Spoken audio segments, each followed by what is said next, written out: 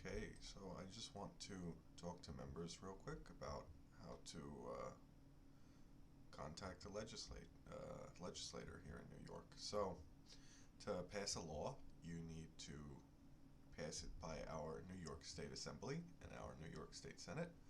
So, it needs to be brought up to both. So, what you want to do anytime you want to contact a legislator is you want to go to your trusty Google and you can go find NYS Assembly member.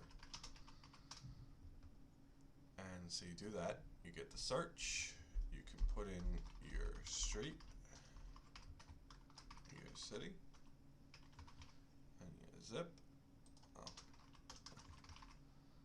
Now the whole world knows where I live, and it will tell you who, and it'll give you their page, and there's a contact page. You can write them, you can use the online form. The online form is fine. In my experience, you are extremely likely to get some kind of response from a state legislator, as opposed to, say, a federal senator. I've written to politicians in the past, and I usually don't get a response back from federal senators, but I've always gotten it from New York State Assembly, and I've always gotten it from New York State Senate.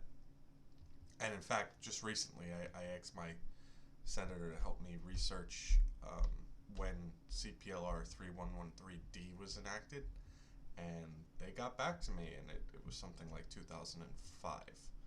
So anyway, beyond that little bit of trivia, so like I said, you're going to want to write your assembly member about the idea, and you're going to want to write your find NYS Senator. Punch that into Google. You're going to get a similar thing, but this is for the New York State Senate. Oh, don't click that. Okay, so that went to catalcenter.org. You want to find a regular government site, that's nysenate.gov. So nysenate.gov is, well, now everybody's going to know my address, but don't send me mean letters, that's not nice. Alright, find senator, find my senator.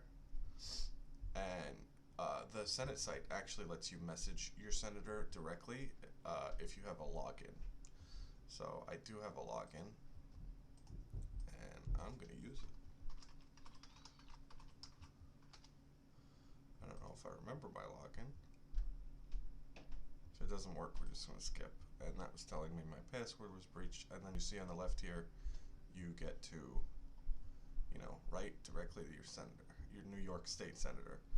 So why I'm bringing all this up is we are looking at potentially putting something like this legislation into reality, and what it will do is allow notaries to swear in witnesses if people stipulate without worrying about it, because where we're kind of at now is CPLR 3113D lets them stipulate, and the Notarial Act's executive order, well, this isn't it. The actual language of that order is 202.7, but that executive order has provisions for notarial acts to be carried out remotely, but there's so many different proceedings out there.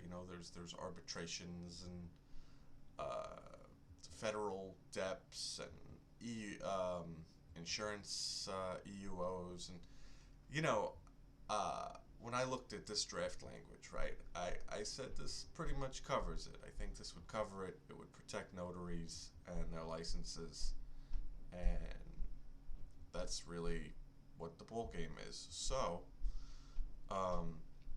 just real quick, I have a speech I did last year for NYCRR, and it was Understanding Legislation.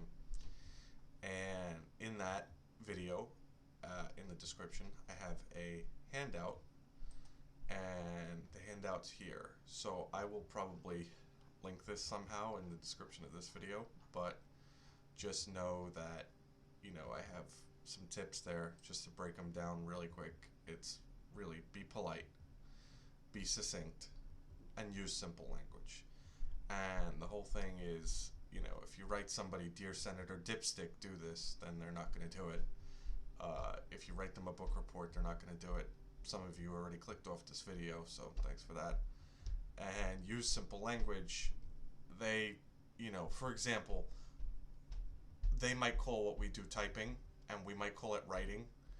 And for this particular thing, that wouldn't really matter. So if they call what you do typing, you don't really have to like die on that hill. You just kind of let it go and get to the next thing.